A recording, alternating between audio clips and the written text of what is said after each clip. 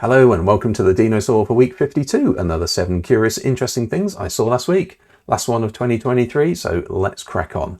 First one is the Madison Square Garden Sphere in Las Vegas, and how do you make it even more awesome than it already is? Well, you fly a whole load of drones around it like you're seeing here. So this is Netflix and their promotion for Rebel Moon, and all created by Media Monks, by the way, so well done to anybody who had anything to do with this. The whole point of the Madison Square Garden's sphere is really to get onto social media and to be shared around the world, and this is definitely going to do that. So as I say in my description, I think there's room for some lasers in there, so there's still something to be done, but that is pretty cool. That's how you take it to the next level. This is VecFusion. This is from a bunch of researchers, including Adobe and Google, and it's using stable diffusion, which is generally what AI uses to generate images. It's using that for vectors as well. So it can generate characters of a font that you don't currently have, or it can generate entire fonts. So at the top, for instance, all the blue characters are fed into the machine, and therefore all of the pink characters are what it generated. At the bottom, I thought was really interesting, font interpolation as well. So you can give it two fonts and it will generate all the steps of the fonts in between those two fonts. So you can choose maybe a mismatch of the two fonts, and also it will synthesize glyphs. So if you don't have a certain character for a font, it can generate those as well. So pretty interesting for designers. This is only research right now, but you can guarantee this is probably going to come to some sort of Adobe platform pretty soon. VLOPS, if you've never heard of VLOPS before, they are very large online platforms. It's an EU thing.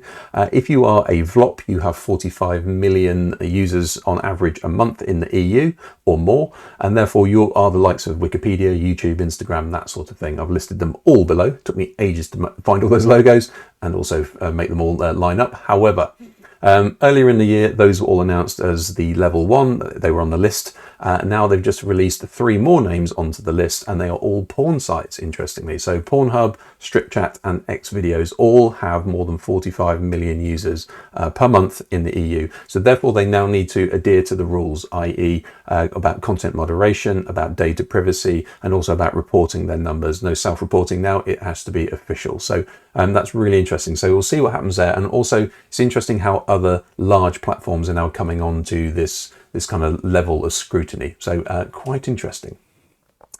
This is the Aito M9, didn't even know about them, but they have an EV that is really entertainment focused. So it's so entertainment focused. This is in partnership with Huawei, by the way. Obviously, you probably know them through phones. However, this EV, which is China only at the moment, has 3 projectors in it. Now, it has a pull-down screen in the back, which is equivalent of something like a 30 or so inch screen. You can then use the head-up display if you're sat in the back, and that gives you the equivalent of something like a 70-inch display. And the headlights of the car itself are projectors as well, and they can be projected up to about a 100-inch display, which is what you're kind of seeing these campers in the middle of nowhere still watching TV, which I think is a bit sad. But there you go. There's lots of speakers in there as well, so you can sit in the car, park next to a wall, and watch a movie in your car, which I thought is kind of interesting. It's almost going that step in between, which is what do you need to do if you're in a self-driving car in the future? And you go, well, just watch movies probably. Ram, by the way, already previewed something like this in a concept car earlier in the year at CES, I think in 2023. And this technology, which is really to project onto the road, can obviously be used for movies. But there you go. So that's kind of interesting. Can't buy it anywhere other than China at the moment. But there you go. This is LangSplat. Love the name. So this is a real-time Gaussian splatting object recognition technology. So this is a research paper, but what you're seeing right now is essentially a RGB video, just normal flat video from a phone.